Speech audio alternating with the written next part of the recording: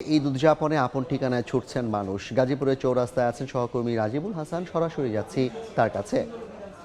রাজীব।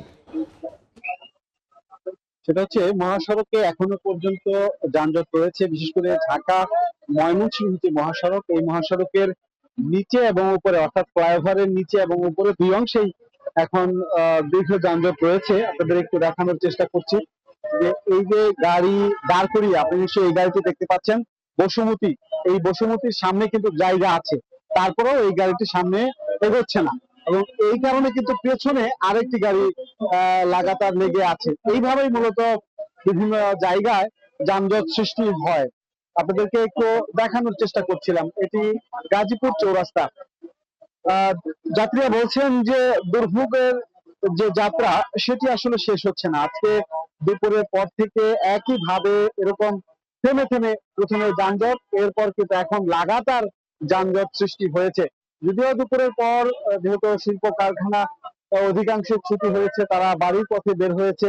এখন কিন্তু মানুষের চাপ রয়েছে, যানবাহনেরও চাপ রয়েছে। আমরা রাস্তাঘাটে যেটি দেখতে পাচ্ছি যে গণপরিবহনের পাশাপাশি যেসব পণ্য পরিবহন কিংবা ট্রাক, সেগুলোর দৌরাত্ম্য থাকার কারণেও মূলত বিভিন্ন জায়গায় এরকম জটলার সৃষ্টি হচ্ছে।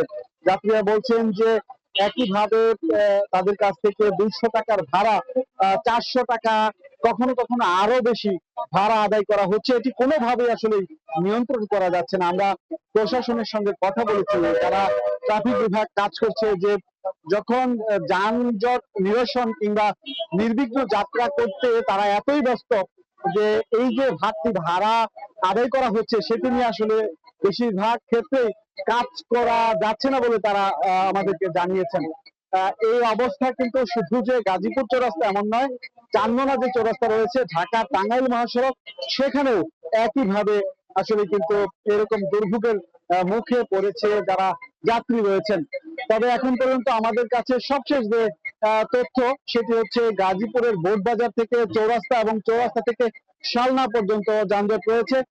সরাসরি যুক্ত ছিলাম গাজীপুর চৌরাস্তা থেকে।